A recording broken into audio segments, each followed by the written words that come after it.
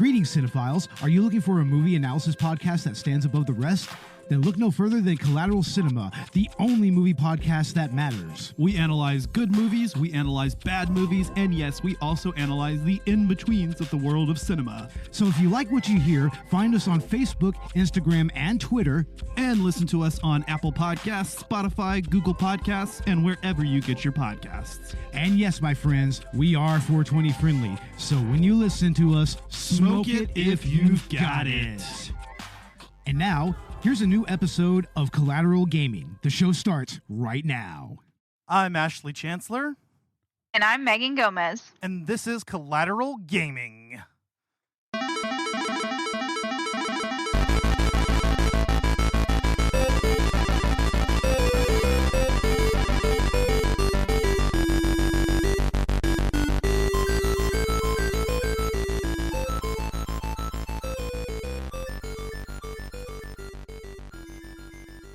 Welcome back, friends, to Collateral Gaming, the only video game podcast that matters, as you've previously heard.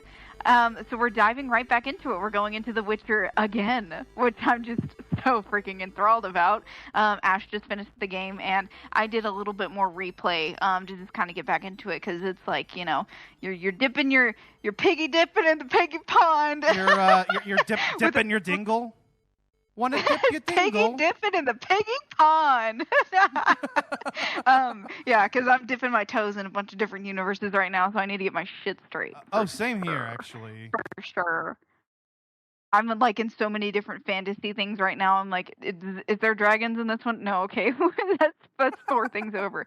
I've played up on The Witcher just to get into it. I'm playing Horizon. I'm reading fucking Fourth Wing, and we're watching all sorts of television. So I'm like, what universe am I immersing myself in? Which form of escapism am I choosing today? Oh, okay. Exactly. Well, we are here for part 2 of The Witcher 3. In the last episode, we touched mainly on the gameplay. I think now we'll be able to get into the story, because I just completed the main quest literally like an hour ago. So this is where we're going to be able to get into spoiler territory and really get into it with the characters, the plot, etc. But yeah, I'm excited to talk about this. And yes, my friends, we are a 420 friendly podcast. So whatever you have, smoke it if you've got it. Megan, Witcher 3, tell us a little bit about why you picked this game for this season. I don't know if we really got into it in the last part or not, but... Yeah, I don't think we did, actually, which is funny. So I kind of picked The Witcher just because I know we've been talking a lot about like games that, you know, we would love to see live adaptations of. There is, of course, I'm sure y'all know, it's 2024 by now, so it's been a hot minute since all 3 seasons of The Witcher came out. There is 3 seasons of The Witcher on Netflix. There is books, which all of this is the source material from. I feel like we're kind of expanding our horizons a little bit, and we've been talking a lot about games with, you know, Bo and, you know, things that I felt like this was a good part to kind of bring this in, and I felt like it was good timing just because of where we've been at and trending wise for the podcast, and also just I have been wanting to talk about this shit for so long. And I was like, you know what? I need to get some other picks out of the way. I was most anxious, I think, to do Horizon just because, like, that's my favorite game. But I had been holding this one and, like, gatekeeping the shit out of the podcast. And I'm like, why am I like this? Why do I do this to myself? But I love the story of this. It's so immersive. It's obviously, you know, a lot of people will agree that this is one of the best RPGs of all time. People who've read the book said that it's some of the best book series they've read. A lot of people love, you know, Henry Cavill as Daddy Geralt in the series. There's a lot of good media for The Witcher, and it's just this huge universe. And the adaptations, like going from the books to the game, the game to the show, the game to the books, you know, all of that. And the show to the books, it's all a pretty relatively cohesive material. It's not like Marvel where we're skipping pages, right? Like there's a lot that's cohesive in this, and I love the cohesion, and it just makes my brain tingle. And I was like, you know what, Ash? It's fucking time. I'm playing the card. Let's fucking go. We're doing this. And you're like, I've never played it. I'm like, let's fucking go. No, that's what I'm here for, and that's why I'm glad I have co-hosts on this podcast to recommend new games that I haven't played before. You know, like whenever you recommended Dead Space, I feel like that's something that pretty much every gamer should play, and I feel that way about The Witcher 3 even more so. I mean, this really actually sets the standard for open world game design. I think last part I said that it may very well be the best open world game design I've ever seen in a video game, or maybe tying with Tears of the Kingdom. I'm also going to throw Red Dead Redemption 2 up there in terms of really well done open world game design that doesn't feel empty, that like there's always shit to do. But yeah, I mean, like titles like those are really kind of what defines that. And what sets The Witcher 3 apart is that this game came out in 2015. It's almost 10 years old, and it holds up phenomenally well. Which is wild. Wild. Yeah, absolutely wild. Compare that to something from 20 years ago, which we just talked about, Fable 1. Whatever they did in those 10 years blows my mind away, because this still feels like something that would come out today, if a little unpolished by today's standards.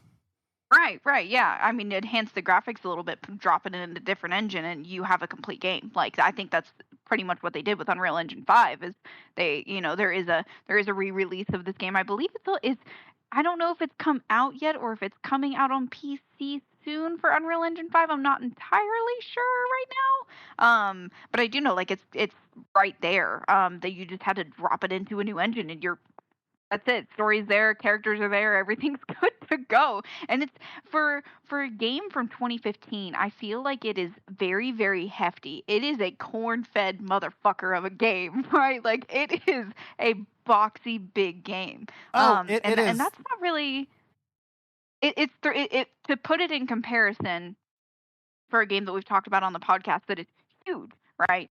You go back after the end and play through things. God of War, the first one of the Nordic type, was 3 years after this in development and in terms of timeline of games where we're at. And it still felt like it could have even been released then and like thrown punches, like it. And I do believe it did win quite a number of accolades for the quality of the game, the story, the voice acting. It's like, even if this were to come out like last year in 2023 in comparison with a huge game that we haven't talked about on the podcast because none of us have played it, but of course it's been all over social media, it's been talked about, Baldur's Gate 3, right?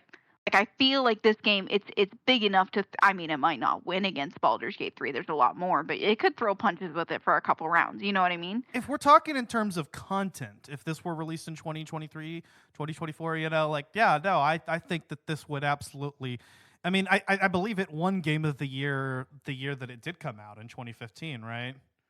I believe so. I want to say yes. I'll look it up. But yeah, I think that this absolutely could stomp in terms of content alone. Now, obviously, like I said, by modern standards, it does feel a little bit wonky. We touched on that before. And I found out that I think a big part of that was that the game was originally much more realistic in terms of the way that Geralt handled. But in a sense that, like... Right. Realism doesn't always make for good gameplay, but there was sort of kind of a weight. And so if you turn on the standard movement style, you can actually experience what the game was originally. And then it made more sense that the way he moved just always felt a little bit off to me. Well, because what they did with one of the more recent patches of the game, I think from the one just a couple years ago that added new next-gen support, but what they did was they added this alternative movement style that's actually set as the default that is a little bit closer to the way an action RPG would handle, or any video game for that matter. So what they did was they kind of struck kind of a compromise between the two, and so that Geralt could be a little bit more snappy in his movements. And I tried out both, and while there is something kind of interesting about the way that he feels a little bit more weighty in the standard style, I think the alternative is the way to go if you just want to be able to, participate in combat or walk through doorways without difficulty. Because Geralt is such a big personality. I'm running into people through the streets of Novigrad as it is, so. Yeah. Yeah. It's and since we're finally getting into the story a little bit, I just love how like simple this fucking man is. But yet he gets thrown the most complicated fucking shit all the And for somebody who's supposedly like, not political, he really gets embroiled in a lot of politics. In fact, there are some options that I think feel very out of character for Geralt. Should you take them? Right. Yeah. No. It really is. This game makes me laugh. Yeah, no, for real. For instance, siding with Dijkstra at the end of Reason of State, which is the quest where you assassinate Radovid. At the very end, Right. Dijkstra, who up to this point I thought was a fantastic character. I love the fuck out of this guy and just his like dry wit and everything. Despite the fact that he and Geralt are always bickering, he was kind of shipping Geralt and Triss, which was funny.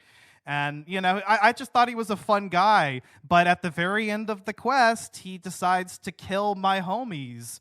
Roche, who I think is from previous Witcher games, and Vess. And those guys supported me. They had my back at Kaer Morhen. So, like, I wasn't about to let those guys get killed. I mean, you know what I mean? They put their life on the line for me. And I'm like, I just cannot see the person that I've come to know Geralt as in this game and in the lore making any other choice. Right. No, I agree 100%. And it's kind of interesting how the player gets to know Geralt and how you start to think like Geralt when you play this game. And I guess that's this game's version of the escapism, is you really are becoming Geralt and you're thinking in the way that he would, which is kind of a strategized logical. He tries his best not to have emotions, I feel like. And then of course he falls in love and gets a kid and everything else. But it's like he does his best to think with logic and then never ends up working with logic. He always ends up playing with emotion, and I love that about Geralt. I think that's one of his most I feel like looked down upon qualities, but to me it's one of his most redeemable qualities, because he really is such a logical person at heart, but also has the biggest heart, and he's such a caring, loving person. He just doesn't want to fucking admit that he's a big old softy. This is true. And what I like about this game is that it does something a little interesting for an open world action RPG. It doesn't allow you to create your own character. It doesn't deal with, plain good and evil morality systems like Fable or even the freedom that Skyrim or the Elder Scrolls games in general present. But instead, it gives you the opportunity to roleplay as Geralt. You're not you are Geralt. And you need to think about how Geralt thinks. Now, hey, this may be your introduction to this character and to this world. So you can kind of roleplay Geralt with a little bit of freedom, but at the end of the day, not that much freedom. I think you get aspects of his personality, and there are things that make sense to you. Regardless, and the impression that I was able to get of Geralt very early on is that he abides by a sort of code, which is somewhat of a combination between the Witcher code and his own moral code that he adheres to, because we see the way that other Witchers like Lambert handle situations, and it's different. Geralt has, in many ways, his own personal Witcher code. When possible, he prefers to stay out of matters, but at the end of the day, if he sees somebody in trouble, I feel like he feels the need to intervene. Absolutely. He's the and I feel like that kind of ties into what I was saying. He's like, I shouldn't meddle. Fuck. He's just he can't help himself. He really can't. And of course, you do get some freedom as far as the way that you pursue other, the subplots like romance. If you played Witcher 1 and 2, you might be inclined to romance Triss, who is the character from those games. But if you've watched the series or read the books, you might be tempted to go for Yennefer. Yeah. But the game isn't very clear at times as far as what's available to you and then the consequences of your choices. So you can 100% try to romance both, not realizing, that whenever you went after Triss, later you were going to have an opportunity to go after Yennefer and royally fuck yourself over at the end. Right. You can do that 100%. Who did you end up picking? Yennefer.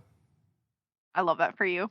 All the way, Yennefer. And, I had some foresight.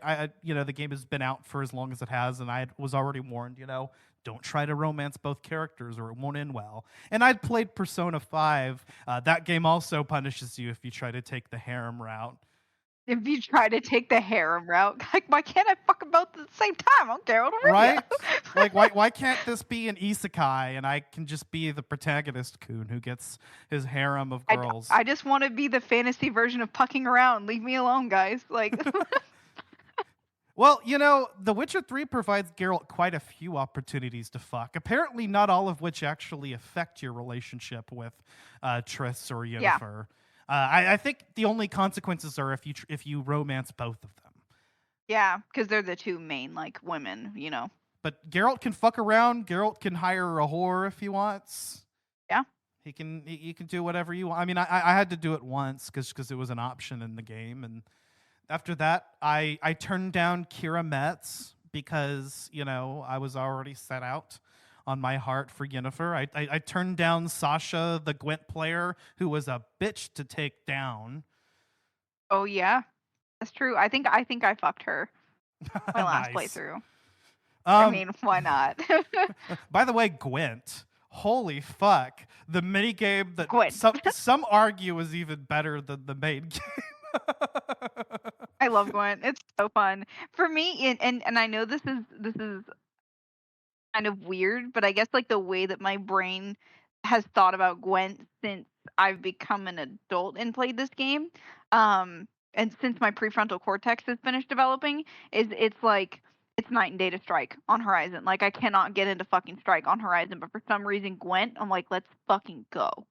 Let's go. You want to play some goddamn Gwent? Let's play some Gwent. Let's go. Dude, I feel that way about Gwent. I also feel that way about Queen's Blood in Final Fantasy VII Rebirth. Yes, Final Fantasy VII Rebirth has a card game mini game in its open world. So, and it also bangs. But God, Gwent is such a blast, and I think what's cool about it is that some decks are just completely broken. Some of the cards in this are completely broken. I think whenever they spun out and did the Gwent standalone game, they basically overhauled the entire thing because I mean it at its core, this is an open world action RPG, so there need to be cards that can break the game that if you put in enough effort, you can get. Yeah. So, or usually performing well against other NPCs. So I beat Sasha in the high stakes quest, who I have heard is the most difficult Gwent player in the game. So it's all downhill from here. Yes. Yeah, no, she's hard. I had to redo that a couple of times. Yeah, man, that's not fucking easy. I think it really becomes a much easier if you're able to assemble a deck like hers. Get a Nilfgaard set with a bunch of spies and decoys, and you basically can never lose. I mean, that's true. Yeah, I think that was always kind of my downfall is I didn't have as many spies in my deck as I feel like I wanted. The spies are the game breakers, but if you have decoys, you can capture the enemy spies and. Yeah, no, I feel like I always had more decoys, and I don't know why spies I just never fucking had. I don't know why. I made it hard on myself. That's why. I just wanted to. That was just something I naturally wanted to do. It's fine. But yeah, Gwent is honestly addictive. It is a lot of fun. You can honestly pour hours and hours into just Gwent. In fact, they made a Gwent standalone game, so there you go. And I love that you can basically... Didn't they make an actual card game too? An actual card one that you can play? I'm sure they have. I'd be very surprised if they didn't. I think they did. I feel like they did too. I feel like I've seen that somewhere. Yeah. Let me see. I'm going to look. By the way, Gwent is apparently a reference to a game in the books, which was translated as Barrel. Yes. But Yes. apparently, according to the lore, it should play similar to Bridge. They kind of just went balls to the wall here and just, you have like actual in-game characters as cards. You can get the Geralt and the Ciri cards pretty easily, actually, just by playing in the Gwent-related side quests. You can play it on iOS, guys. On iOS, yep. I have the app. Yeah. And I have not actually played it yet, but I downloaded it because I was like, fuck yeah, Gwent. So I expect it's going to be a lot more complicated than the in-game Gwent. But due to the massive overhaul and, how many years in between, something I was impressed by was how well this game was updated up to now. I mean, like I said, I think at least just a couple of years ago, they added the next gen update. And, so like this game was continuing to receive support. And unlike other long running games like GTA 5, doesn't release a whole new ass version of the game on the next gen console, but just offers it as a free patch. So kudos to you, Witcher 3, for doing that. And for your paid content being, I've heard, rivals the main game content, and I can't wait to get into the DLC quests. Yeah, I feel like if you're gonna pay extra money for something, that sometimes it's like the actual completion of a game. Sometimes it's like that missing piece that you feel that you need. You know, for like I know I'm calling back to Horizon. It's because I've been playing it, so it's on my mind. But I can also like reference like Skyrim, like the house building, or like the being able to adopt children. Like that's kind of the fulfillment that some players get, and that's usually in the full all exclusive version now. I mean, there's so many fucking versions of the game out now. But for like Horizon, like the I almost said Forbidden Wilds. The burning and almost said Burning Wilds. The Frozen Wilds DLC. Holy shit. The Frozen Wilds DLC. I feel like that kind of makes the game 100% complete. I'm trying to think of other games too.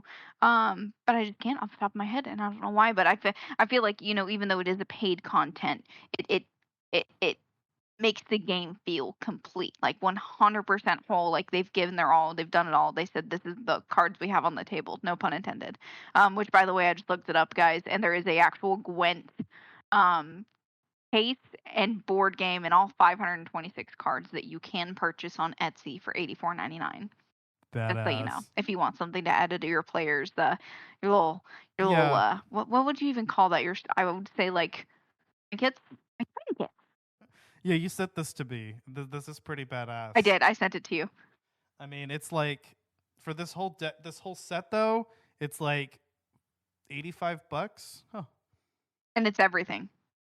But yeah, I mean, the as far as the DLC goes, I mean, paid content isn't a bad thing as long as it's a genuine expansion. And some games in recent memory have done that well. If you're genuinely expanding the game and you're offering content that is on par with that of the main game, and then you're offering a lot of it for a reasonable price, then yeah, absolutely. It lengthens the life of the game. It engages the players more, and people are willing. You get a re-engagement of it. Yeah, people are willing to hop in and check the game out more and wait longer for the next one. And I know CD Projekt Red is working on Witcher 4. They've mentioned that, but there hasn't been any like official announcements other than the fact that they're working on it. Yeah, no, I mean, I feel like it's kind of, we'll get a Witcher 4 when we get an Elder Scrolls kind of thing. I honestly feel like they could go with a new protagonist, but I think I saw somewhere that they are going with Geralt. I'm not sure, but I feel like this game does conclude Geralt's storyline pretty well, and I would like to see, kind of a new game set with Ciri as the protagonist, especially if you got the Witcher in for her like I did. Oh, absolutely. If you don't, you're wrong. I'm kidding. I'm joking. That's a joke. I'm sorry. As far as I'm concerned, that's the canon ending. That's a canonical ending. I mean, if you think about Ciri as a person, like she's always meant to become a Witcher. Like it's her. Like you look through all of the things that lead up to her and Geralt being together, and it's like she's always meant to be with the Witcher, and she's always meant to be a Witcher. So Also, her gameplay is so fucking fun. She just gets to just blitz around. Like, God, I could get used to that. And like I mentioned before that with Geralt, I really invested heavily into signs, but with Ciri, you kind of just have a play style set for her chapters. yeah, And I like that even after the end of Act 1, where you finally reunite with her, they still pepper those throughout the game and kind of have them working together throughout most of the main quests, which is cool. And they keep upgrading her moveset so that she gets even more powerful and more powerful. And at the end, I think she gets that like Elder Blood upgrade, and like she just fucking just tears enemies apart. Like they're just like yeah. that was so fun. So I don't know if they could find a way to like realistically like ground her a little bit and let you like level up and optimize that for the action RPG experience. But then you could just set the game in a new world and just go from there. Just start with the base level being her absolute overpowered shit. Yeah, I feel like that would be a really good concept for the next game, which, by the way, guys, if you hear Alan saying daddy and stuff in the background, he is gaming with one of his buddies on COD. They are gay as shit. It's fine. Yeah, as all welcome men to do, a really. marriage and a household of gaming. Yeah, no. Alan has like 15 boyfriends. He's it's fine. So yeah, this is a podcasting and married gamers in essence. Um, but I feel like that would be such a cool concept. Would be like Ciri being so overpowered, and like you kind of see her a little bit with Geralt, but like after the conclusion of his story, like you can check in with Geralt, but it's kind of like Aloy talking about Rost and Horizon. I know I keep bringing up Horizon, guys. I'm sorry. I'm just trying to make comparisons here. I'm really good with comparisons if I have one set out. Like check in with something like that from time to time, like check in on Geralt, but like see Siri come into her power and maybe learn a little bit better about using it and getting more comfortable with it, and like still of course being the fucking corn-fed fucking I'm a fucking fuck you up theory that she is, but like learning different like attributes of her power, learning what it is to be a witcher, being a female witcher, what her experience is of being a witcher, and like doing the things like like what would Geralt do? But wait, I'm Ciri. I need my own story, but like trying to be like Geralt, but then herself. I don't know if any of that just made sense because I just word vomited, but it was a train of thought that I let out into the microphone.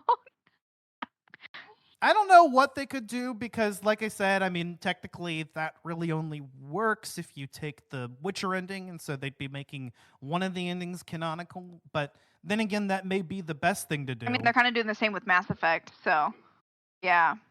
I know, like, the way this game handled canonicy for the past few games, being that they were inaccessible to most of its audience, was they just have you pre-select the options in the beginning. So whenever I remember being like overwhelmed by the choice at first, and I was like, wait, what? Like when I first start the game, it asks me a few things like, okay, Oh yeah. like what do you want to do? Do you want to import data from The Witcher 2 and blah blah blah? And I was like, oh, okay. So, but what happens is after you complete the prologue, once you get to Vizima, you're asked a bunch of questions, and you can basically pick whatever outcomes you wanted from Witcher 2. And I thought the best thing to do was to just spare everybody. That way you'd have the most quests or help with quests available to you. Yeah, that makes sense. I looked things up very briefly to get a sense of what some of these decisions meant, but it's not something to stress over.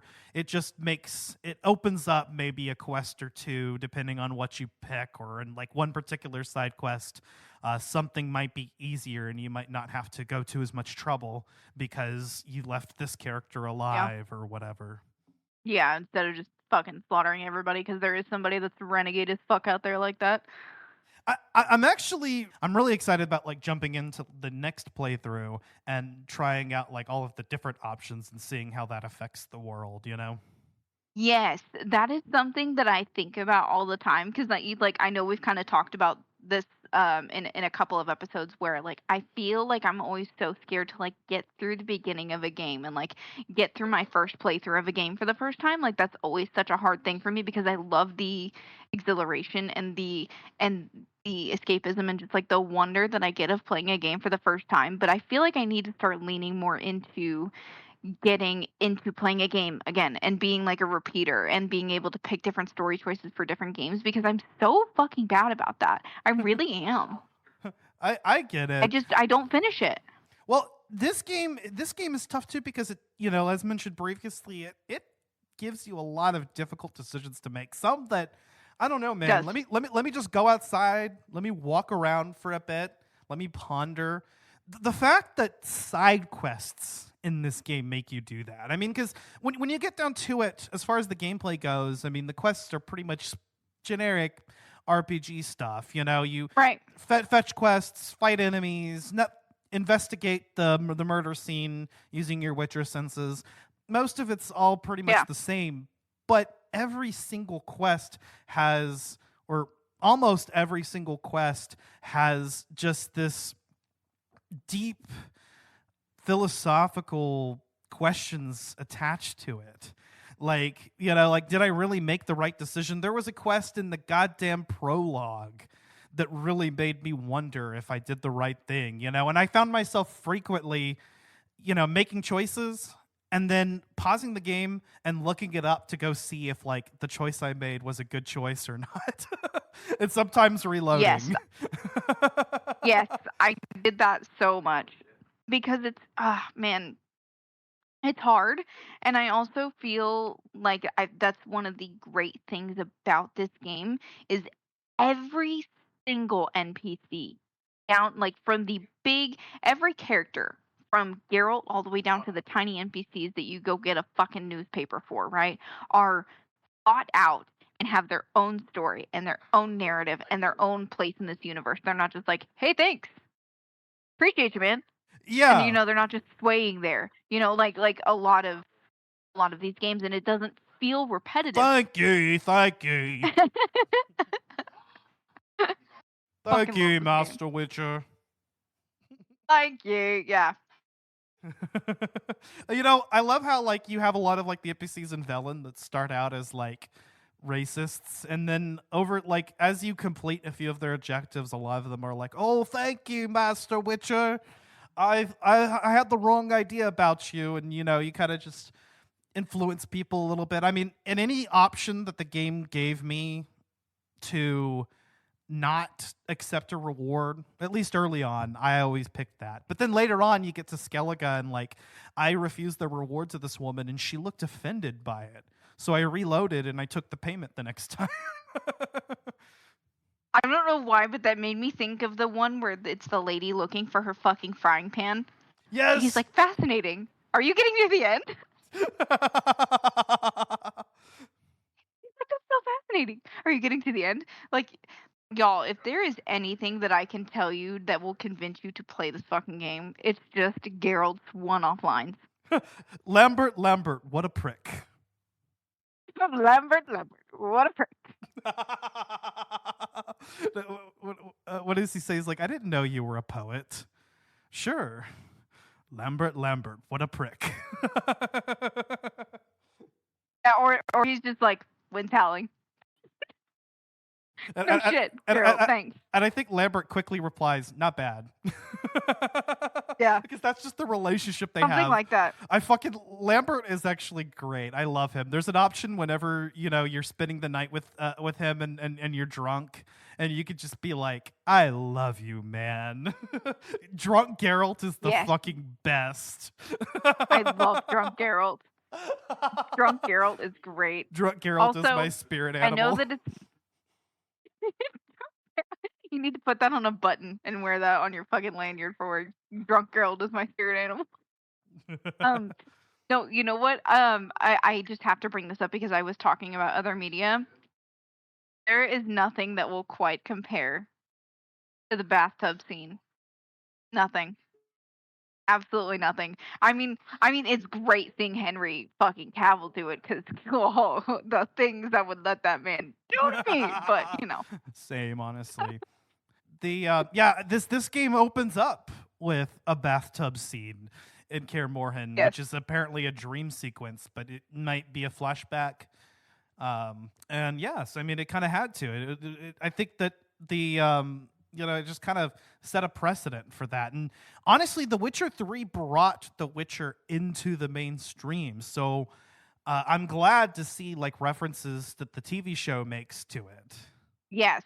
Well, I feel like that's another fun factoid that I should share because I am, obviously enamored by this series. Is not only did Henry Cavill, before he signed on to the role, like he had heard that somebody was making a script and he was like, you are not doing this shit unless I am fucking Geralt of Rivia. Love that. Love that, first off. But he not only read the books, he's read all of the books, he also played all of the games, and he's a huge fan of the game. Like, he has replayed this game like 7, 9, 10 times.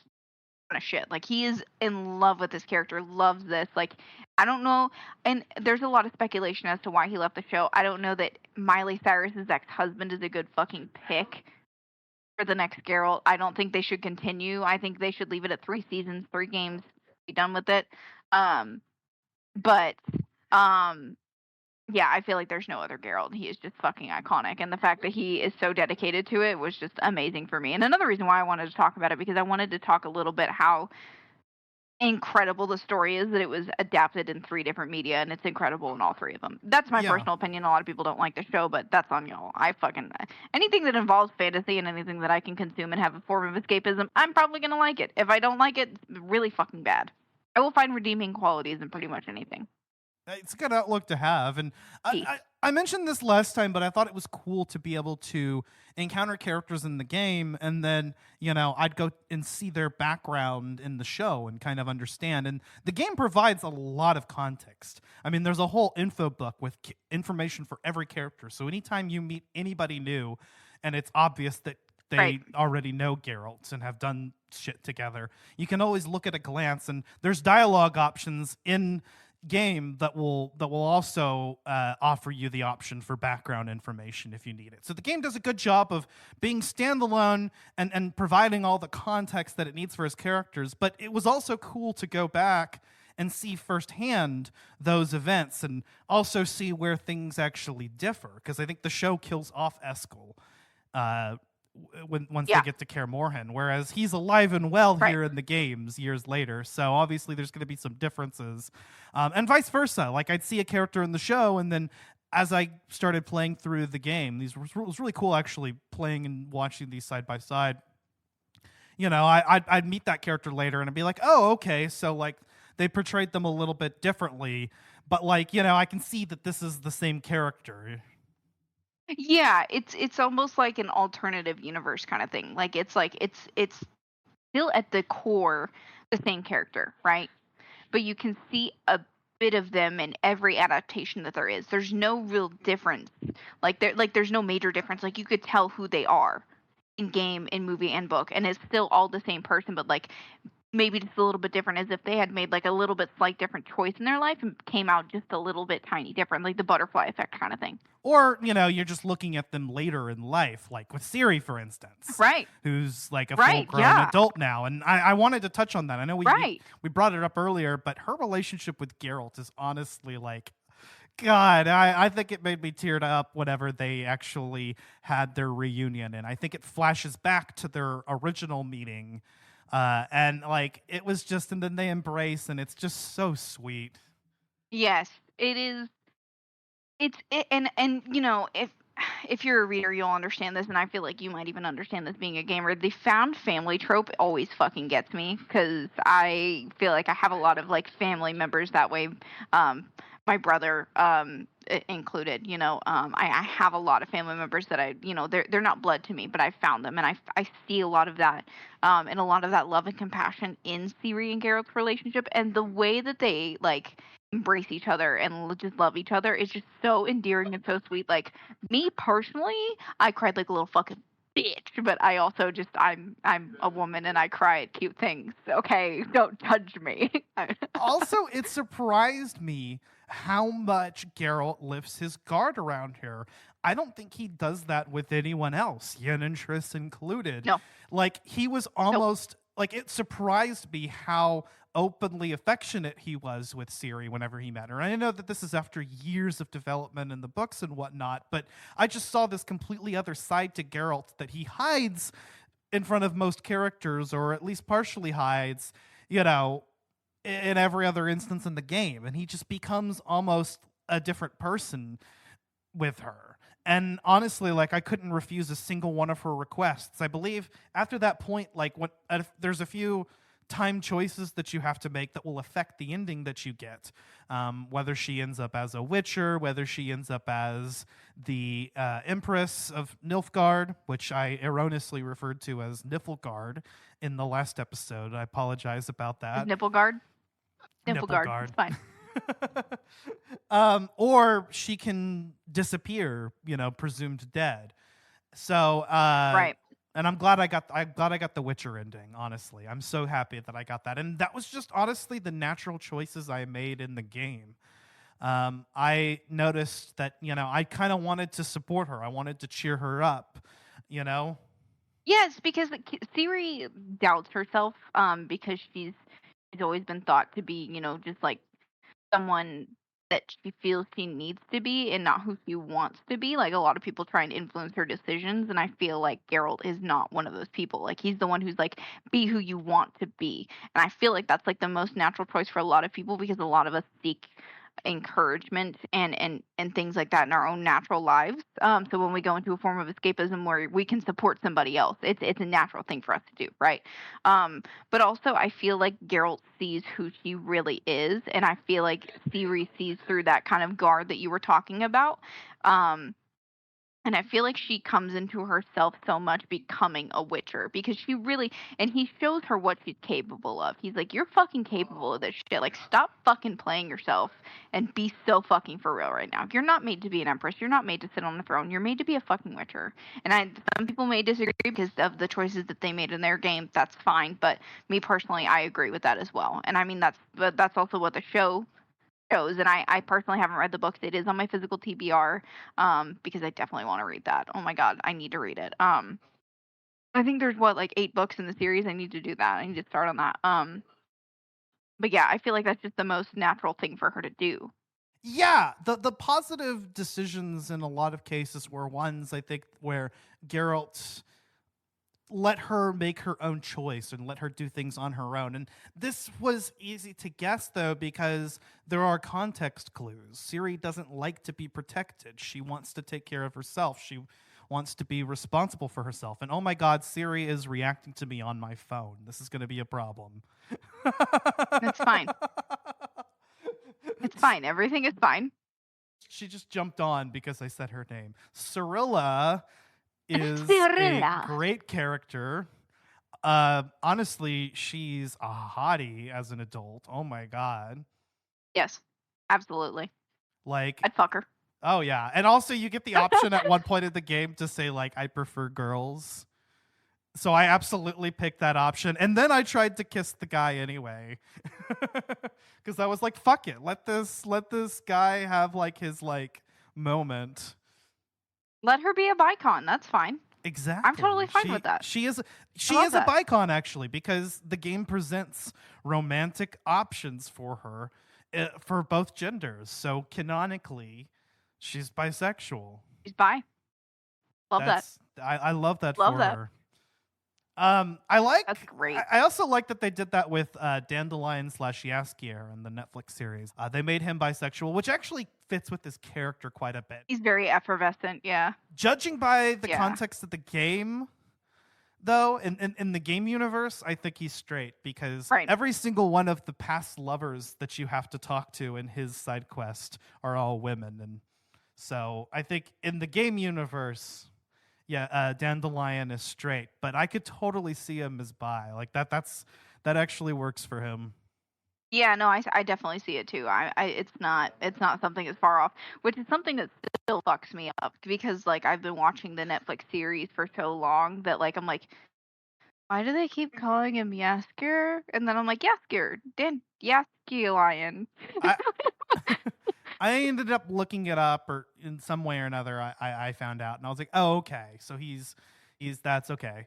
Dandelion is Yaskier, and Dandelion is also the narrator. I know a lot of people thought it was Vesemir, but it's No, actually it's Dandelion, and he refers to himself yeah, as yes, I the bard Dandelion, but he has like a completely different voice in the narration than he does in game. It's honestly kind of little bit of a shock there because I think it might be the same voice actor. He's just trying to do like an older sounding version of himself, I or was gonna maybe say I think it's in a retrospective sense. or because he's telling a story like as a bard, so he's doing his bard voice and he's a lot older. Yeah, yeah, Yeah, that makes sense. because we know like the Witcher books, Dandelion is narrating the game in the future, Yeah, referencing events that happened in the mhm, past. And what's really cool is if yeah. you go through like the quest logs, you can see like little bits of the future, peppered in there, and like you'd find out what may where characters may end up later in life after The Witcher 3.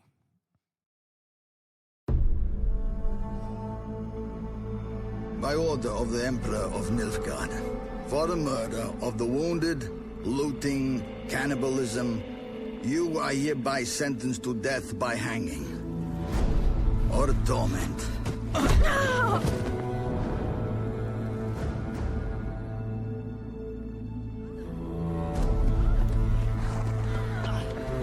Don't meddle. Take the reward and let's go.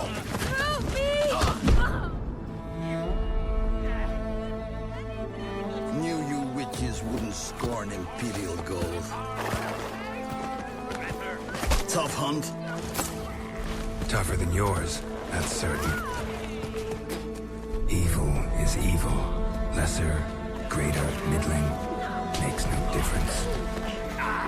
Come with me. Bring her down. Do it my way. You like that, you bitch? Get the hammer.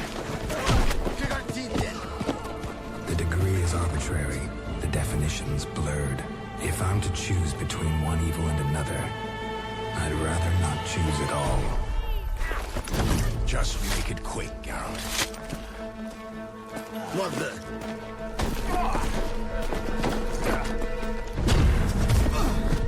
Close your eyes. Hit him.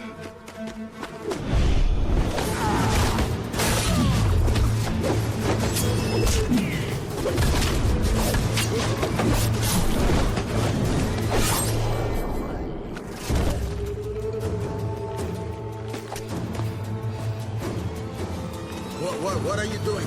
Killing monsters.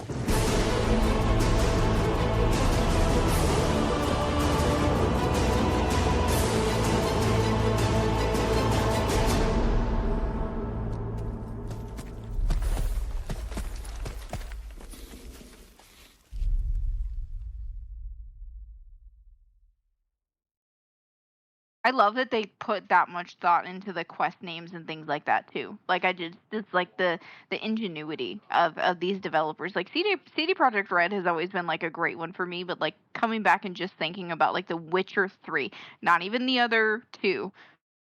Excuse me, just The Witcher 3. The amount of thought that they put into every single little thing and adding these little minute details and tidbits and little things that reference the games and things like that. It's so heartwarming and it's so nice to see. I love I always have a love for developers. I love that they are always producing games for us. They're breaking their backs for us. They're doing all of these things to make sure that we get content and we have a form of escapism and that this is their livelihood, right, is giving us entertainment. But I really appreciate a developer that thinks of every single little possible thing they can down to the blades of grass and the thoughts in a person's head because Oh it's yeah. reality. And they try, and I feel like that's another great thing about this game and another great thing about CD Projekt Red in general is they make it as realistic as possible, as if this person actually existed in a space and time parallel to ours somewhere. Yeah. speaking of parallel worlds, did you know there's a reference to cyberpunk in this game in 2015? No. The game had already been announced, I think, in 2013. So it was it was a small little Easter egg, but Siri mentions traveling to other worlds. And when she first mentioned it, she said something about metal in their heads and flying things. And at first I wondered if maybe she might be talking about the real world, but that didn't quite fit. And then I looked it up and I was like, oh, that's a reference to cyberpunk. That is so cool. I didn't Yeah. know that. I love when games do that too, because there's God of War references both Spider-Man and Horizon, doesn't it? Yeah, I know God of War. Yeah, God of War referenced Horizon for sure. The Last of Us. The Last of Us, the Cordyceps, yeah. Oh, The Witcher 3 also has a reference to Jango Fett. There's a character who's a bounty hunter named Yes. Jango Fett. Yes, Jango Fett, yes. And I believe that comes from one of the main devs who's like a huge Star Wars nerd. And I think went on to work on Jedi. Weird that they chose Jango and not Boba, though. Because Jango is the original. I mean, if you're a fan of the original movies, that's kind of, If you're a fan of the that's his father. originals, it would be Boba. Yeah. But because Boba was the one in the original trilogy, but Jango is the one in is technically the original in universe. So I don't know. Yeah, no, that's his father. So I think that there were actually more pop culture references too that I picked up on while I was playing this. But yeah, I thought it was absolutely brilliant. One thing I did want to touch on this episode, as far as the story is concerned, is it's actually a fairly early story beat, but the Bloody Baron side quest in Velen, that one is Okay. Well, because that one, there are so many interesting ramifications based on decisions that you make at the beginning or in the middle of the quest. Your first playthrough, what ended up happening with all of that? With Crookback Bog, with the Baron? fuck. I don't even remember. Actually, I'm trying to think. It's actually considered a main quest. Yeah, It's not a side quest. It's a main quest. It's technically a main quest, right? But you don't actually have to complete it. You can technically, like, you clear your requirement as far as the finding Siri part goes on pretty early on in that quest, and then it's up to you to finish it. But yeah, I think you're right. I think it is categorized as a main quest. I think, were you allowed in? Allowed in where? Into the castle? Into the castle. I had to sneak in there because I got into another bloody fight right after the White Orchard incident. I guess I didn't learn the first time, and I got myself into another scuffle, and wasn't allowed entry. But the one of the major ramifications actually comes early on, and it appears to be unrelated. If you decide to go after the Crookback Bog part of the quest first, Yeah. and, there's a decision to either kill or release an evil spirit or do nothing, and you're also at odds with the crones and what the crones want you to do. I ended up releasing the thing. I have to admit, I didn't look up like the full ramifications of what would happen, but I did look up, like a little bit of information about it, and I was like, they said if you pick this, then just a village that worships the crones get destroyed and a few other characters die, but if you pick this, then the kids die. And I was like, oh no, fuck this village worshipping the crones. I don't care about them. And if it's just a few other people, whatever. Well, it turns out those people end up being the Baron and his wife, who you didn't realize is his wife at the time. But I still don't feel bad because fuck the Baron, honestly. Yeah. He hung himself at the end of his quest line, and I get why some people feel a little bit torn over that. I didn't, because I know that they do give him a little bit of humanity, and one of the things that The Witcher 3 does really well is it is very realistically portraying humanity here.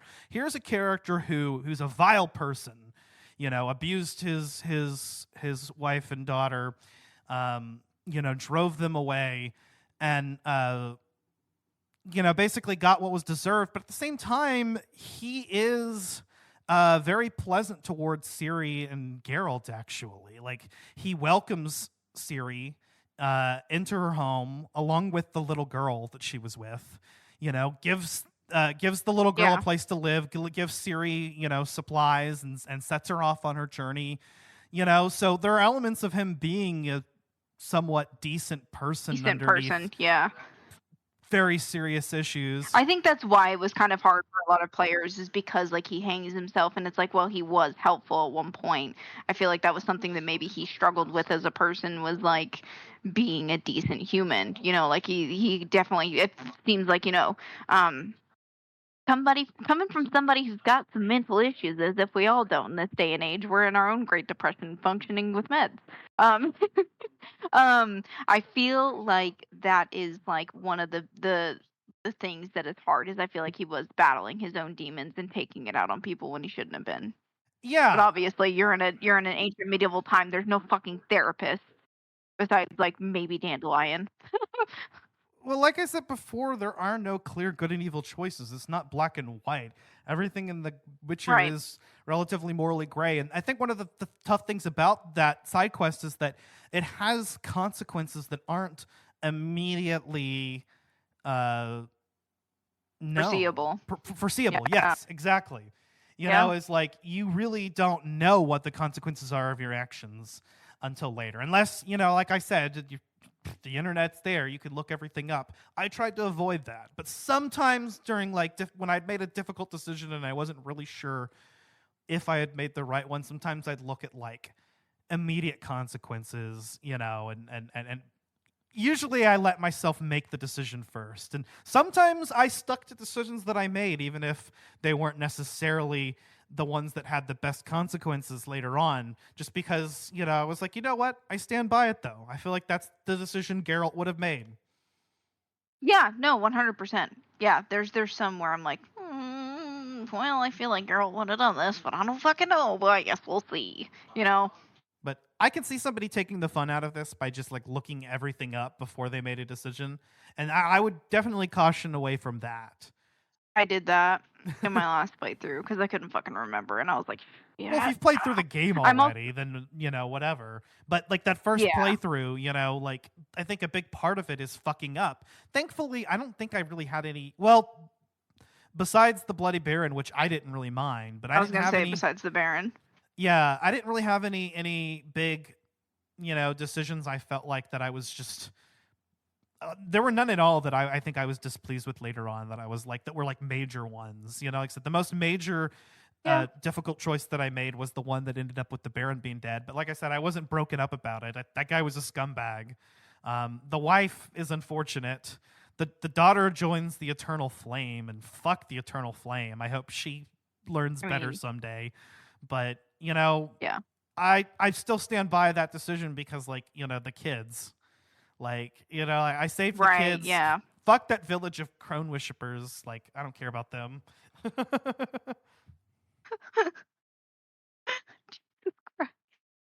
You're like, fuck it, I don't give a shit, man. You're worshiping the crones. I don't know. I don't care. And but yeah, I mean, there are a lot of difficult decisions and things, sometimes there is no right choice. There's no choice that's going to make you feel good in the end. I did the right thing. Yeah, no, I mean, I feel like this game is about as gray as Geralt's hair is fucking silver. So all over the game, like I said, just peppered in these tiny little side quests. So I had an issue. I don't know if I maybe might have did something a little bit wrong, but I found myself over-leveled a little bit as I got into the mid-game, which made everything much easier. Like the final boss fight, for instance, no difficulty. He was a sponge. He took a lot of hits, but I felt like the fight preceding that one, the boss battle preceding that one against Collateral, was more difficult than Aridin. Collateral fucked me up, and I feel like that one was the one that just kind of was like, it made me a little apprehensive. But circling back about the decisions, I was thinking about it while you were talking, and I think the thing that really gets me is the decision-based things in this game makes me think about Mass Effect, and you have to make the right decisions in Mass Effect, or your fucking squad mates die. Yeah. And that is like a PTSD for me that transcends into every game since, where I have to look things up to make sure that I don't form a bond in my form of escapism with these fucking people, and then they die. Oh, you would have a ballpark with Danganronpa then. And Danganronpa, I would recommend not looking anything up. And Danganronpa, I don't know if you know like the premise of that, but it's basically like Battle Royale meets Ace Attorney. You have a bunch of kids, high school kids that are stuck in this high school, and they're imprisoned there basically. Like the doors are and the windows are all bolted, and they're told that the only way to escape is by killing one of the other students and getting away with it. So when a murder occurs, the whole class has a trial, and you have to figure out who the killer is. And so if the class votes on the killer and they get it right, then just the killer gets punished, which means executed brutally. But if they get the wrong culprit, then the killer, everybody else dies, and the killer gets to go free. Well, anyway, you start with 15 high school students. It's like Among Us. Yeah. So it's Among Us with high school students, and you're not blaming your friends, you're blaming students. Well, they're your friends because there's just 15 of you starting on, and the game also has a social sim aspect to it, much like Persona, where, in between class trials, you're just talking to other students and building up relationships and learning more about them because every one of them has like their own subplot, but not knowing whether the next day one of them might end up getting killed or be the killer themselves.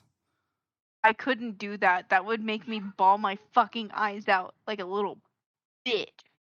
Yeah, I can't do that because like when characters die, dude, it gets me every time. It gets me every fucking time. Yeah, well, there is at least like 5 or 6 murders per game. I mean, that was just the premise of the first game. They go on from there to different locations and different premises, but it's a crazy game series, and like you never quite know, hey, I'm increasing my bond with this person, and we're getting, but not only might they be killed the next day, but they could also be somebody that actually killed one of your friends and was willing to let everybody else die, in order to get away. Like, sometimes they're sympathetic, and sometimes you find out, no, this person's actually just a piece of shit, or they're crazy. Oh my god. I don't know if I could do that. I don't know if I could handle that. Oh man. But yeah, no, I don't. Getting back on track, The Witcher 3 does face you with similar moral quandaries. Like you're never quite sure whether you should take this action or take that one action. Sometimes I feel like my choice is pretty clear, the one that I would make as the version of Geralt that I'm playing, so to speak. But then sometimes I'm really not sure of that. And all of the times, the main issue is how is this going to affect the world? I mean, in my ending, I got the Witcher ending for Ciri. I romanced Yennefer and only Yennefer. I killed Radovid, which led to Nilfgaard taking over, which I wasn't pleased with, but it was better than the alternative, letting my friends die and letting Radovid, a madman who I actually agreed needed to be killed. Yeah, no, I agree. So, and also Cerys was queen of the Isles. That was immediately obvious to me. As soon as I know I had to pick between Hjalmar and Cerys, I was like, Cerys all the way. And I felt it coming. I was like, the game is going to make me pick between these two, isn't it? And sure enough, at the scene of a crime, you immediately have an option to go with Cerys and figure out who the real culprit is, which is the logical, sensible thing to do, or to go with Hjalmar and just kill the person he thinks is responsible. Like, it's like, and before that, just seeing their personalities, I was already like, yeah, Cerys is the one that we should pick. I mean, she'll be the first woman ruler of Skellige. Fuck yeah. And also, she's rational, and she doesn't want to start a war. So I was like... Yeah. And Geralt becomes politically entrenched in that side quest. Also, the one in Novigrad where you assassinate Radovid. Like, he can't escape. There's this, Geralt mentions that he doesn't like picking the lesser evil, but sometimes there is no option. You have to pick one thing or the other, and he likes to stay out of politics, but at the end of the day, is he going to sit there while a madman is on the throne who could come after him and Ciri and his loved ones? The people that he supposedly feels indifferent about? I think at this stage in Geralt's development, though, he's willing to admit the affection that he has for the people he does love. I do think it's really awkward whenever you get like the sorceresses meet up. Yes. It is so awkward for me that I usually end up just like covering half my face and like listening to it like Oh god. Man, if I had romanced Triss, I wouldn't have had the balls to turn Yen down, man. Like the way that like she lifts the Jin's curse and like y'all lift it and then, like you could just be like, I don't feel that way anymore. Like I couldn't be the one to break the news to her. I didn't feel like I had to bust my balls too much about letting Triss down. It was just kind of like, don't like Dijkstra of all people tries to bust your balls about it. But I was like, nah, man, I'm going to let her go because it's Yennefer. I mean, and that's the character. Yeah. That's the character I felt like the game was almost pushing me towards, number one, and number two, because that's the character I was more familiar with from the TV series. I mean, that makes sense. I also feel like as much as I feel like Triss loves Geralt, I feel like it's more of a platonic kind of way in my genuine, like it's more like a brother-sister relationship than it is a romantic one. Like I don't truly feel like she loves Geralt the way that Geralt loves her in a sense. Like I just don't feel like they have that connection, whereas like Geralt and Yennefer, I feel like it's a true like I am in love with you, I can't see the rest of my life without you kind of love. When I played it, I kind of saw Triss as like, kind of like an old flame kind of thing. Like, yeah, we did this when I didn't have my memory or whatever, but like, that time has passed. Like you said, now they have a more like sibling like relationship. Yeah, no, I mean in the modern circumstance of like the current game, like it just feels more like it's like, oh yeah, we tried that and we're just kind of better off as friends. Yeah, like that the time for that passed or whatever. Like Yennefer, I feel like is Geralt's true love. But I'm also partial to Tifa in Final Fantasy VII. I feel like that one's a lot less clear. But I'm pro Tifa all the way. I'm pro Tifa. I want to cosplay her so bad, but I don't have the confidence to show off my midriff like her badass fucking self because she is Miss fucking Queen. I love Tifa. Tifa is my bae. I love that bitch. That's my girl. That's my girl forever. Oh, for real, me too. But yeah, I never got your answer on that though. Did the Bloody Baron die in your playthrough, or was in your first playthrough, or not? He did in my first playthrough. I'm pretty sure. I can't fucking remember, but I think so. I think he did. Yeah, I think he did. He hung himself in mine, and honestly, like I was okay with that. I'm trying to think of some of the more difficult choices in the game. Ciri, I felt like that was pretty obvious. Letting her kind of be herself, and also handle her own shit, and also just doing better to lift her spirits and whatnot. Those options I felt like were pretty clear, especially with additional context. Triss and Yennefer, I feel like it could go either way, but Yennefer to me is the canonical choice. I'm trying to think of anything else. We talked about the Skellige, Cerys versus Hjalmar. Oh, what about Kira Metz? Kira, yeah. So Kira.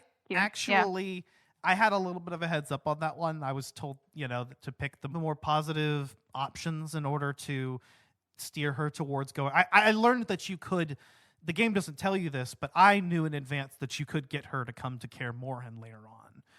I didn't look up the exact choices. Yeah. I let them naturally flow, and I picked the ones that, based on what I had read, would lead her toward doing that. And what I knew of her. And I managed to get her to go to Kaer Morhen instead of... I think if she goes after Radovid, she actually dies. Yes. Yeah, she does. And then there's Letho, who was alive, because I kept everyone alive where I could.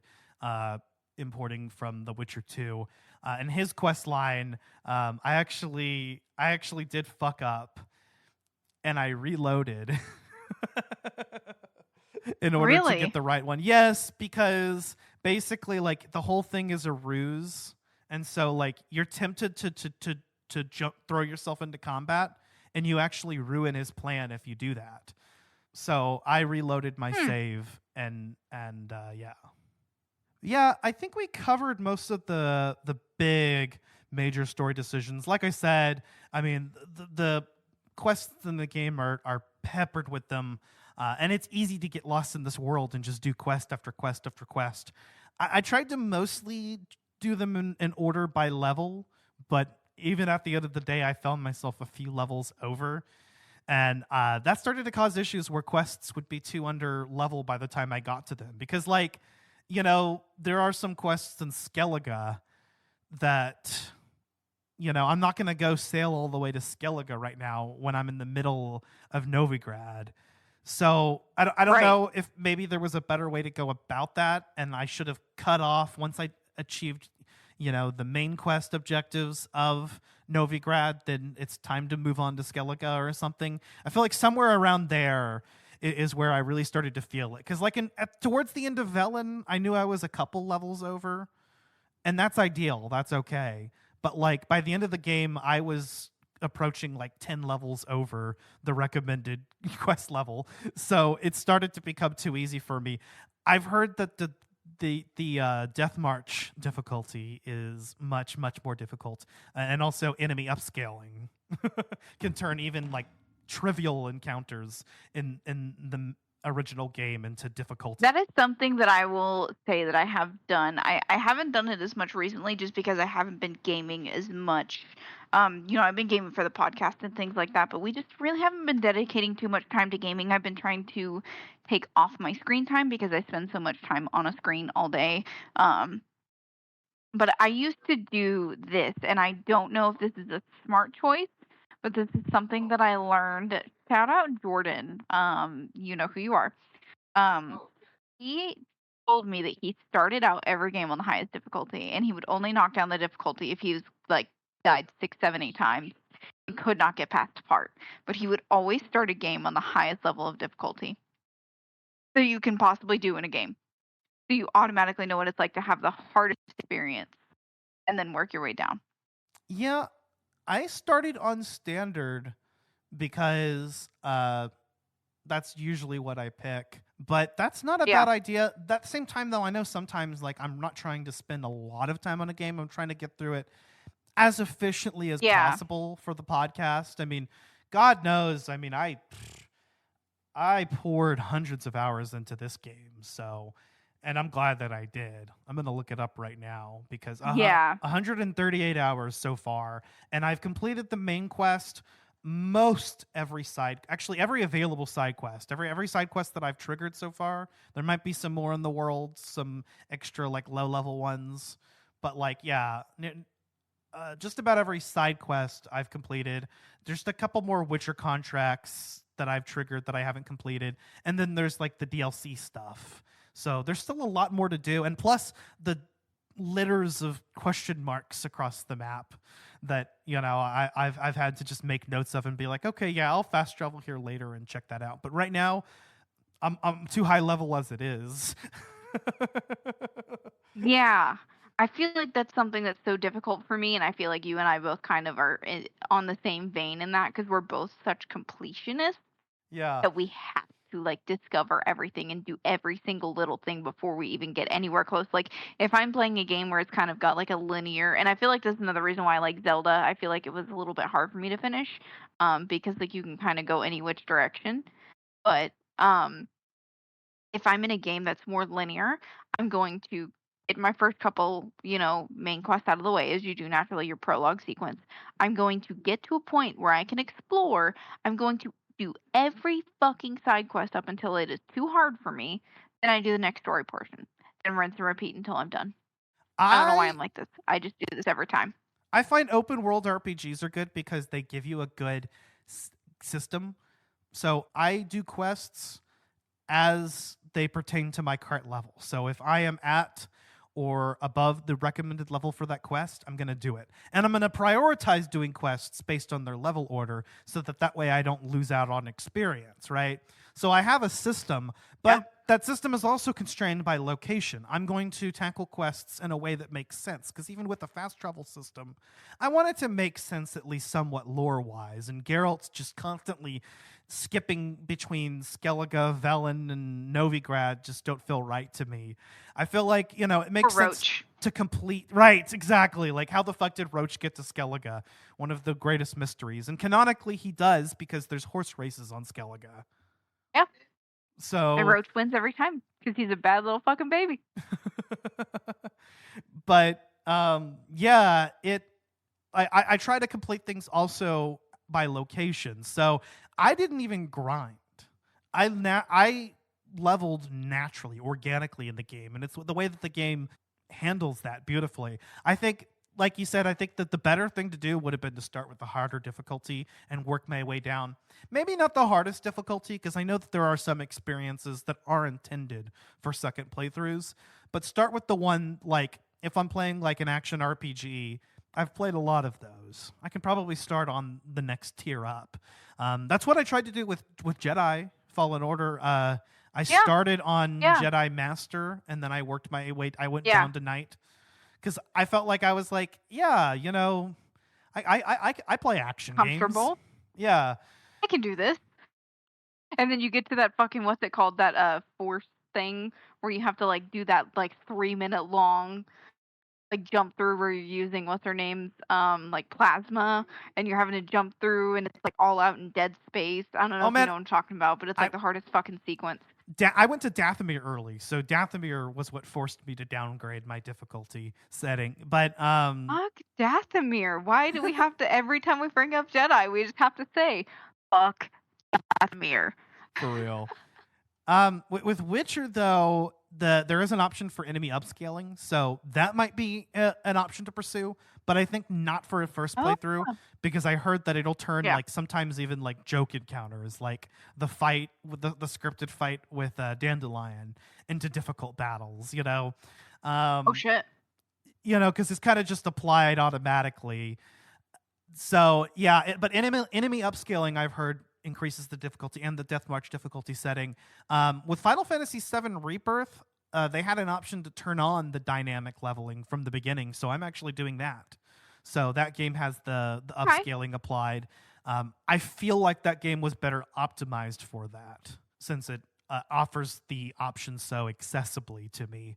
But on my New Game Plus Witcher 3 file, I'm excited. I'm going to hop it up to Death March. I'm going to do the highest difficulty. I'm going to turn on the enemy upscaling, and then I'm just going to have a blast going through the world again with all my shit. With all my shit.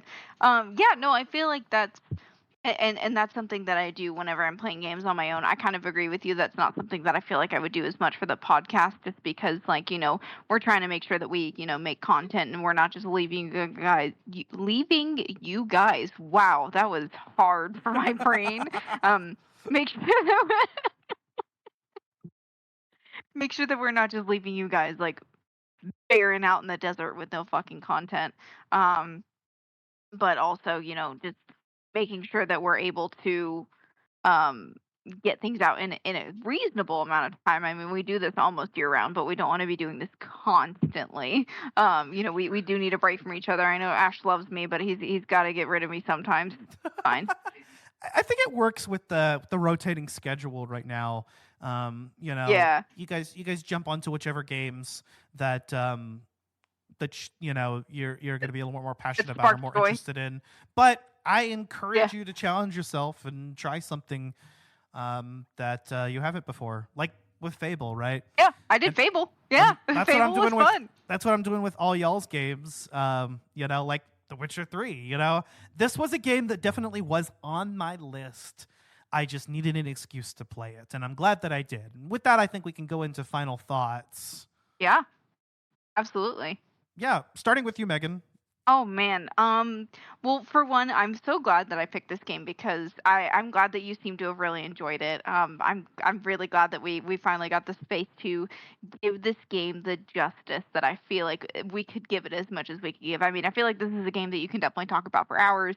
Um, I'm sure there is podcasts and stuff out there just going through all of this content, and I love that there is so much content and lore and things about this specific. I'm not even going to say game because it really is a universe, and if you do want the full experience, I feel like reading the books and watching the series and playing the game, it's all kind of coinciding, because you really do get like different inflections of the people that you kind of see in the game. But yeah, I've been wanting to talk about this for a while. I did kind of wait it out a little bit, and I'm glad that I waited it out. So if you haven't played The Witcher, they are remaking it. I believe they're plotting that baby boy right into Unreal Engine 5. So you'll be able to play it again soon if you don't feel like playing the current version, which the current version itself is fucking beautiful. Is that an official project or a fan project? Yeah. No, I do believe. Let me look that up for it. Let me as one would say, meta style. Let me fact check myself. I think I heard that CD Projekt Red was doing a remake of the first Witcher game. Yes. One of the most acclaimed RPGs of all time, now ready for a new generation. Okay, so that's what's coming out on Unreal Engine 5 is the Witcher 1. Yeah. Looks like they are, I believe so. Let me see. Remake, yeah. Next gen update review. Oh boy, here I go witchering again. There are now even more options to melt your GPU and give you amazing screenshots and on consoles. The smoke you see is actually coming from my GPU. I love this guy. Jump dash roll, shouting you out, bro. That I just read a little bit of your review and I'm obsessed. I'm gonna need to read more of your shit because that was fucking hilarious. Devs are not afraid to remove. Yeah, so it's still in production right now. The Witcher 1 remake, right? It says The Witcher remake. Yeah, so that's The Witcher 1, right? Yeah.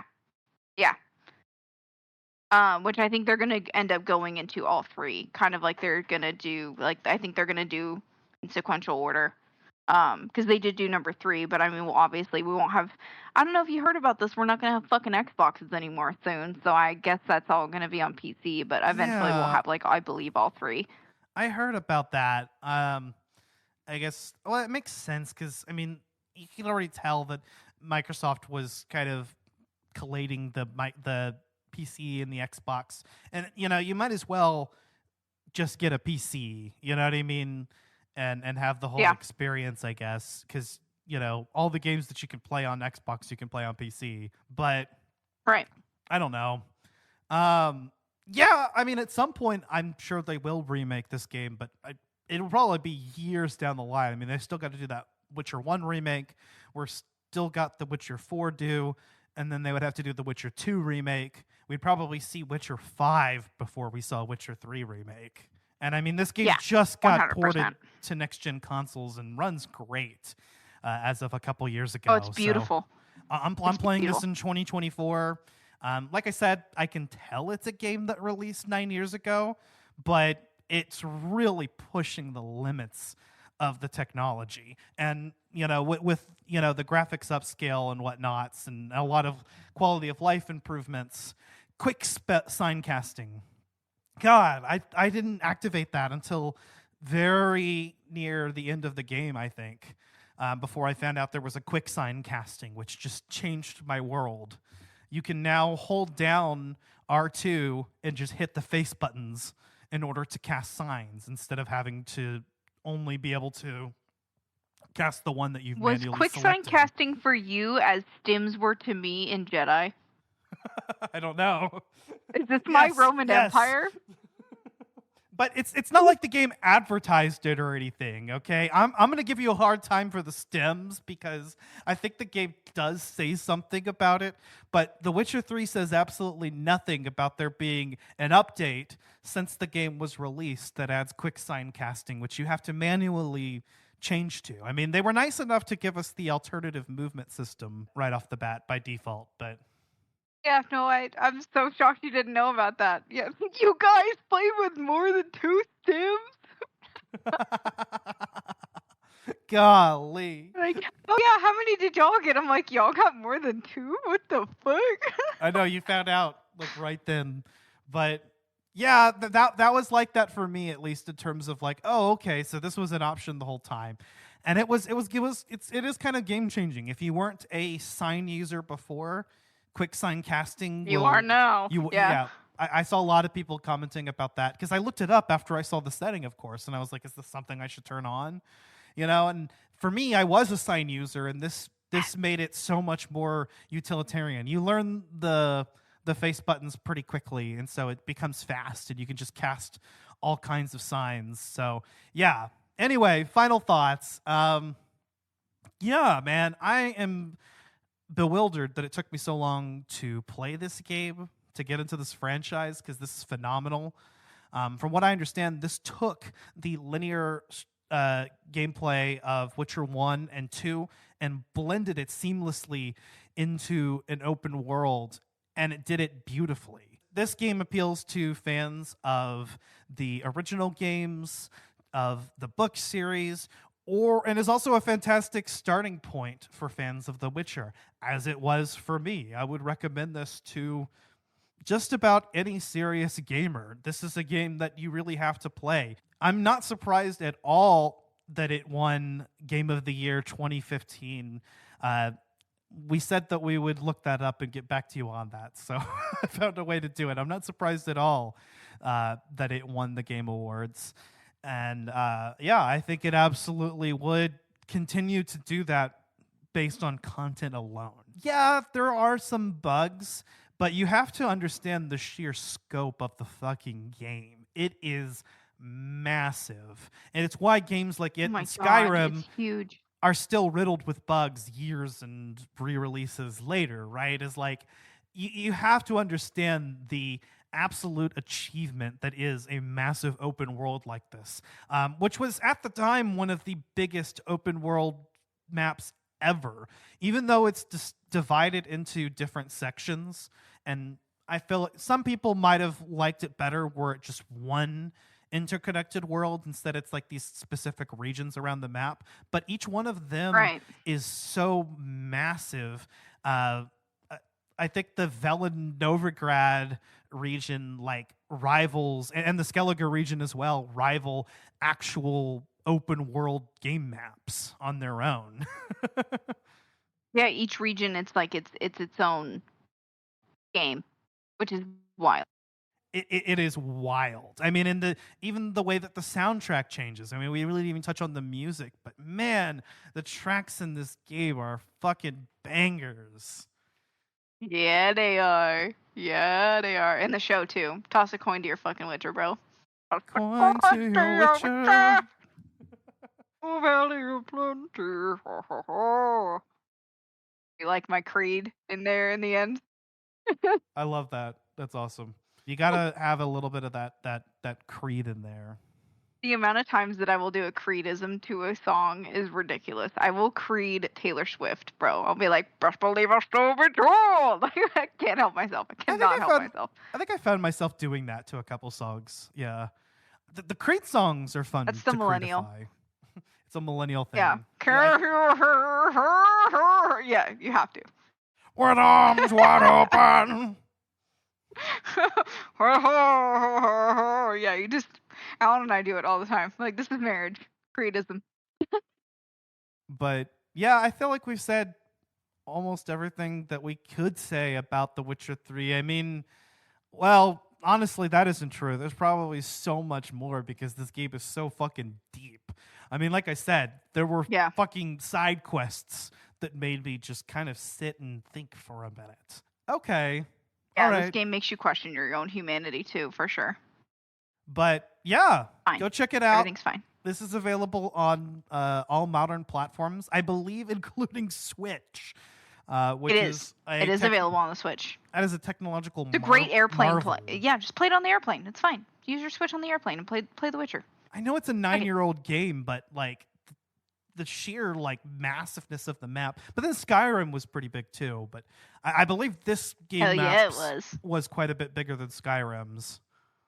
Yeah, oh yeah.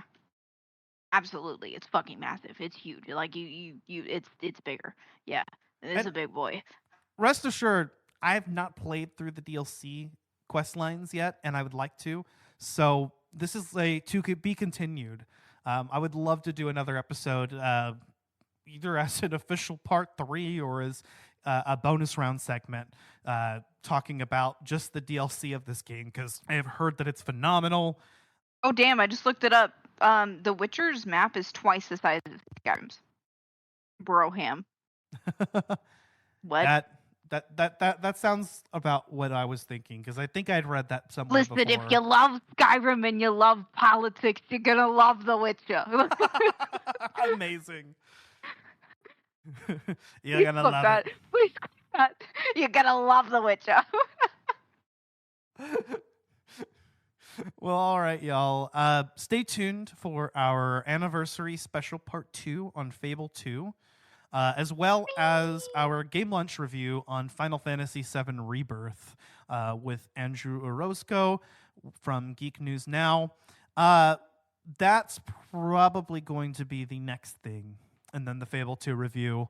What we have planned for this month is Nightfire Part 1 and Part 2. Which was Zach's pick.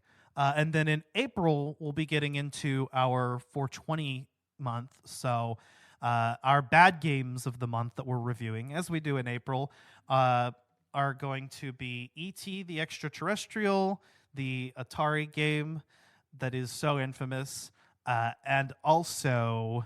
That it was wiped off the face of the planet, yeah. Yeah.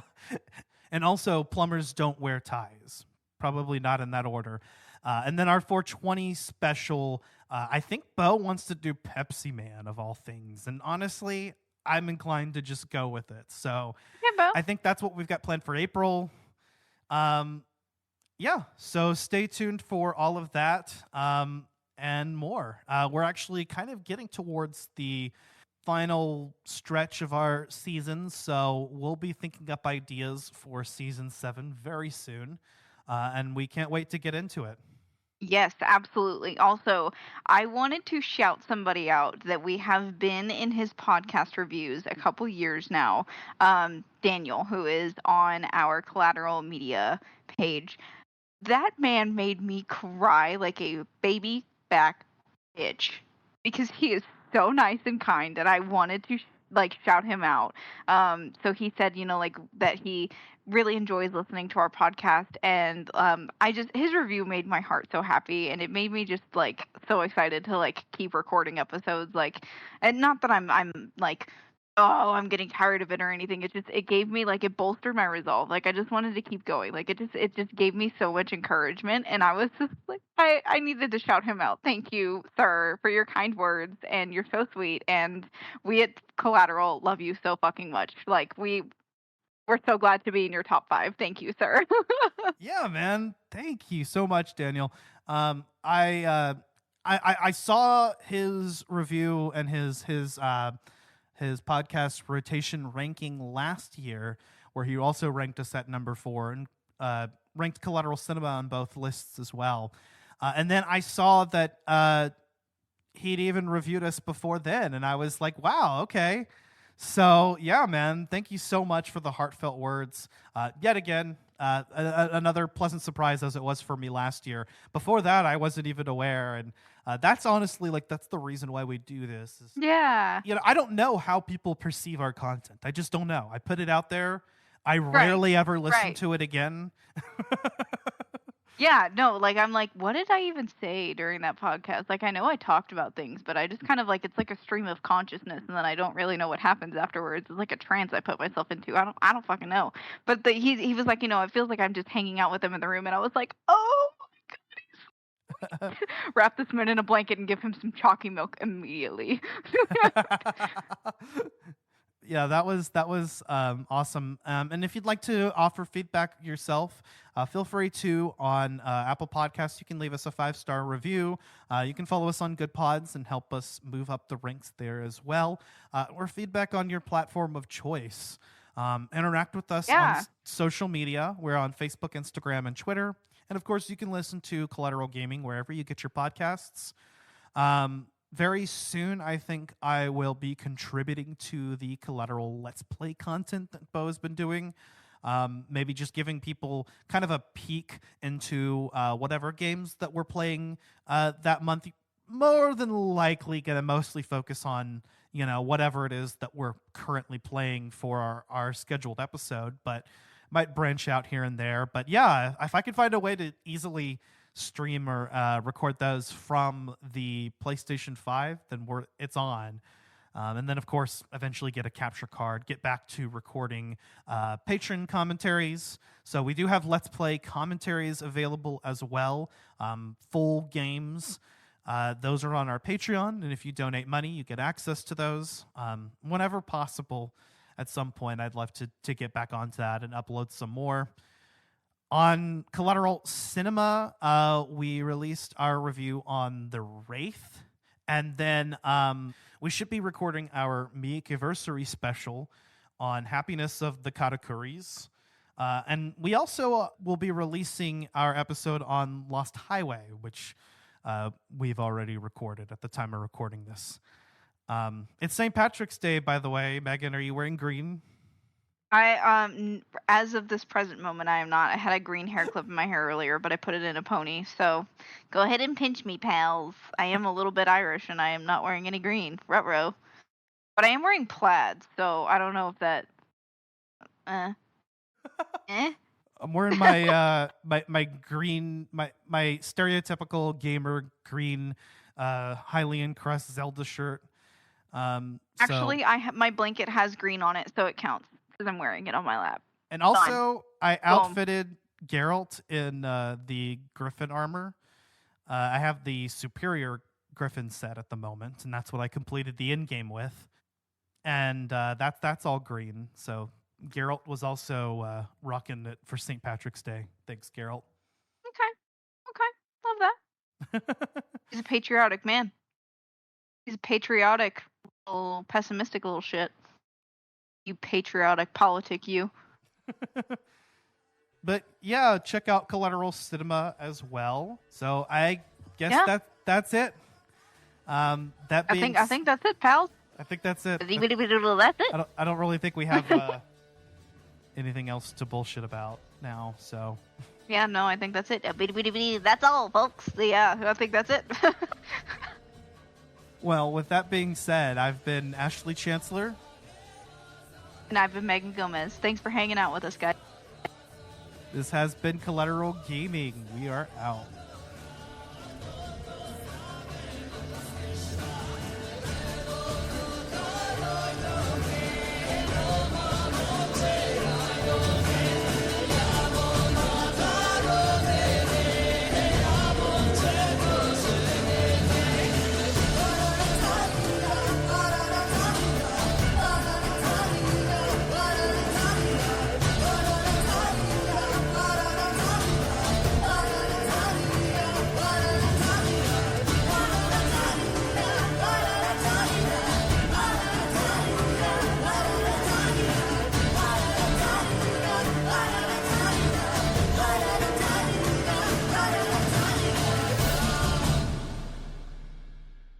Collateral Gaming is a Collateral Media podcast. All music and game clips are owned by their respective creators and are used for educational purposes only.